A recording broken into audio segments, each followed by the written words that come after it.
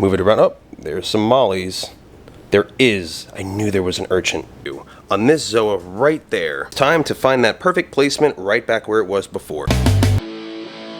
Welcome back, A1A fam. So let's get right into it because we are going to do an upgrade as well as find a solution in our coral aquarium. Let's go. So as the aquarium chapters and adventures continue, this is our new coral tank. And yes, I'm sure you've seen the different improvements and alterations that we have made to this one because right now we are going to mimic this bigger coral tank as our nano coral tank was previously before. And what I mean by that is, of course, this video is not sponsored, but we incorporated both lights, both the fluval and the spectra, to this aquarium. Exactly what we had previously on our nano aquarium. Now this still is a nano aquarium. This is about a 32 gallon and it's just a lot bigger now. So it's still a smaller coral aquarium, but however it is triple the size of what we previously had in all of our other videos with our coral. So today we are going to show you our new little fish back there, as well as we are going to find a solution to a piece of coral that keeps falling down because of these lovely snails. So now, without further ado, let's find a solution for that. Now, first thing we're going to need is a rock. So let's go ahead and pick out one of the rocks from this other saltwater aquarium that we do have. And why are we picking out a rock? Well, I'll explain that right now. Also explaining the problem that we do have. So like I said before, there's a piece of coral in here that we do need to dig out. So let's go ahead and get that coral. Can we get to it? Can we get to it? It's right here. Oh, wait, no, that's a snail. Here, let me turn you back. Right side up. You felt like that coral, Frag. I thought you were that coral back there. Where'd you go? So let's see. It was actually on the coral, which, like I said, this new coral frag seems to be the favorite of most of these snails to clean off. Maybe it had a little bit of algae on it from the aquarium store, which is entirely okay. But let's see. Goodness, there's another snail. There's another snail. We're going to literally be picking this up with a snail on it. Let go, let go.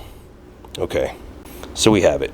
Now, it's some zoa polyps. And these zoa polyps seem to be very appetizing to these snails. Not necessarily the coral themselves, but everything else that came along with it. Which, it has a good base to it. It seems like it had some shell and some other variety and random pieces of rock to it, but the snails love it. And it's cleaning off the algae too much, and it's not stationed exactly where we need it to right here. So they keep moving it and it keeps falling down. So we're going to secure this piece of coral today to a rock to find the solution.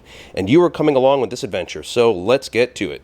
Just for now, let's go ahead and place this little rock, a little coral frag, shall I say, easily accessible when we're ready for it, right there. So now to find us the perfect rock. Got our container, and we're going to go ahead and pull one out. Alright, so we want that one right back there. Now, hopefully nothing stuck to it. Let's go ahead and move it around. Oh, there's some mollies. There is. I knew there was an urchin. Oh, there we go. That was easier than I thought. We didn't have to pry that urchin off of the back. A little spiny urchin right over there. I should have cut the filter so all this sand and debris is not floating too much around this tank. Let's go ahead and shake most of all this stuff off. Shouldn't be any other critters on here. I don't believe so. Just giving it a quick little look. Nope, seems to be good. Okay, so let's go ahead and use this rock as our chosen rock for our little project to find a solution today for that piece of zoa. Let's check that rock out one last time before we start moving things around a little bit. Seems to be pretty clear. Animals and critters, let's see. Yep, seems to be good to go, which is what you want to make sure of before you start doing crazy things in the aquarium. Perfect.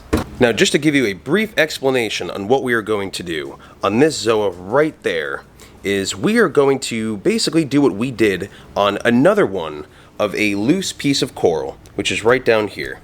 Now, on this piece of coral, these zoas were not fastened as well. That they are awesome, and we wanted to make sure that they did have some adhesive towards another rock, so we are going to do the same process, to this piece of coral right up here, on just a newer piece of rock, the one that we just chose out of the other aquarium.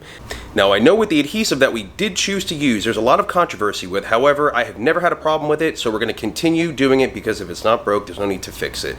So we're going to go ahead and continue to use what we've previously used before, like I said. So let's go ahead and get that adhesive and let's get this coral stuck onto this rock so it's safe and secure on this rock right here. And once again, this is not sponsored, but we are using Gorilla Glue, the super glue gel, because that seems to always work the best and there's no problem and it never gets unstuck.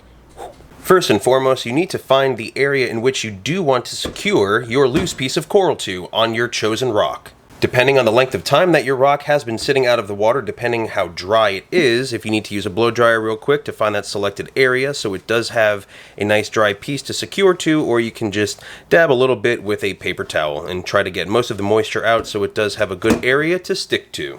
I personally like to choose a area that is highly porous so you can basically assure that the coral has areas to spread and to find darker shady areas. If it doesn't like so much brightness and it does like a little more of dim light, it has more area to go, so you can kind of get a little bit creative with that. So let's get to it, gluing our coral frag to this rock. Another added ingredient I forgot to mention is you do want a small cup of salt water from your existing aquarium tank. That's going to be used after we secure and glue this to the new chosen aquarium rock. So let's go ahead and start gluing. One thing I do like about Gorilla Glue is that no matter what, I mean, it doesn't really fully dry up in the container, so you never have to really pick out the ends, and it always stays good and ready. So now we dried up this little area right through here, so let's go ahead and add that little bit of glue, not necessarily to the rock, but to the piece of coral itself. So we're going to go ahead and find on the back of this zoa a good area, which obviously seems to be the shells, right? So we're going to go ahead and add a little bit of glue to there. You do not want to keep your coral out of the water more than several minutes at most, if that. So if you do want to continually, which is where our cup of water came into play, if you need to put it back in the cup of water, that's okay. If you need to go ahead and look around for areas to choose to put it on the rock, but once again, you'll probably have to go ahead and dry the back of this to make sure it sticks to the chosen part of the rock that you want it to be secured to. Okay, so now the back of the coral in between the shells seems to be as dry as we're going to go ahead and be able to possibly get it. So we're going to go ahead and find two little areas that we can secure it to. That seems to be good right there. All right, so that seems to be the chosen spot. So we're going to go ahead and put a little bit, just a little bit of this glue right here, trying to avoid most contact with the polyps, of course.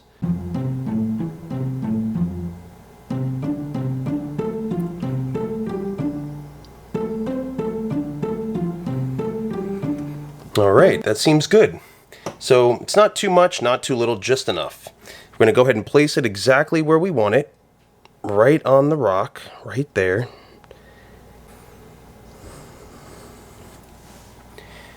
Now during this time, of course, it may take at least 60 seconds for it to completely secure to the area.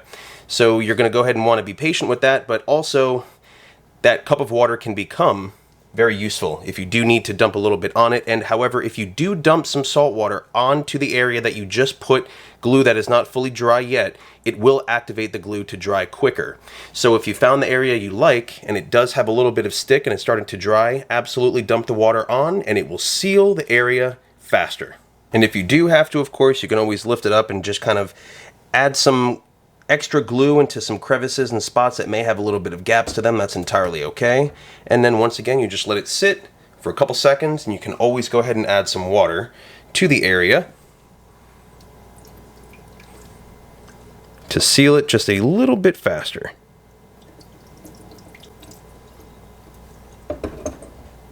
This is not required, of course, if you do have little pieces of coral. If they've fallen off the plug from the aquarium store in which you got it from, you can always re-secure it back the same way with the same method, and it's not required. It's only if the coral keeps bouncing around and it's not secured, and you're tired of just picking it up because it's upside down all the time from all the snails or other critters as far as urchins go, or hermit crabs or other different kinds of crabs that can be very klutzy and clumsy and constantly make the coral fall. So the glue will be a viable tool for you to make sure you don't have to deal with constantly cleaning up your aquarium from your little cleanup crew and aquarium hitchhikers.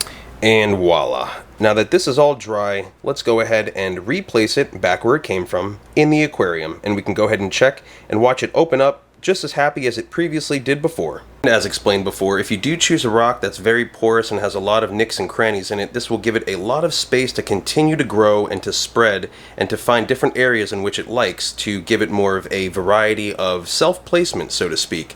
So that can definitely be a good strategy in allowing your coral to thrive and grow and spread a lot more vigorously. So it's time to find that perfect placement right back where it was before, because that's the area where it did enjoy most of all of the light that it had previously. So let's go ahead and carefully place it right back where it was. Okay, and we did have to move a few rocks around a little bit to make space for it, because obviously it's on a bigger rock now. So some of the coral has slightly retracted, but I do want to point out a tip. Now, placing your coral, the placement of different corals is a big factor, because I did put this rock that the recordia mushroom is on and basically giving it a little bit of a shady spot. So creating a little bit of shade, allowing some light, will also allow your coral to, once again, self-place itself and allow it to grow in areas that it favors, whether it's a little more of illumination or if it's a little bit more of shade, you know, where it's still going to go ahead and get that light temperature and the proper par that it needs to thrive. So this zoa is a very good, healthy zoa. It's already opening back up just with several minutes of already being back in the tank and being pushed around and constantly moved with all of the other coral as well. So right here, also the redactus mushrooms, those got moved a little bit, and I did not know this before, but that mushroom right there has been sticking to the other rock. It's already growing to the other piece of rock that it was next to. So it stuck to it very strong. So I didn't want to rip it. I didn't want to be excessively rough or abrasive to that coral. So I just lightly moved it. So now it's going to have another rock if it does want to stick on and grow and spread to this larger piece right here. So comment below if you have any additional tips or how you place your coral. What are your strategies as well? Everybody has a different strategy, and everyone has different tricks of the trade from their own experience. I've learned to somewhat keep your light par standard, where everything else is a good medium ambient par, and you can go ahead and move your corals around to basically see what they like and what areas they prefer for growth and for thriving. Of course, because that's our goal, is just to have the coral grow and to have it spread into a large coral garden.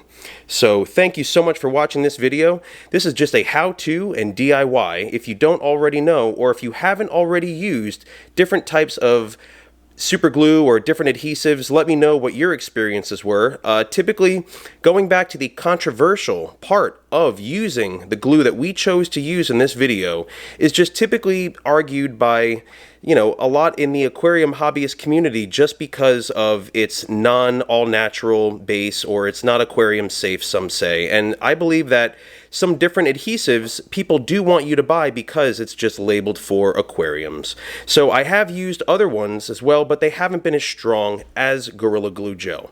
And Gorilla Glue Gel definitely sticks very strong, and it will not fall off that rock. So make sure when you do stick it to that rock, it's the rock that you want it to stick to. Once again, thank you so much for watching. Stay adventurous. A1A Adventures.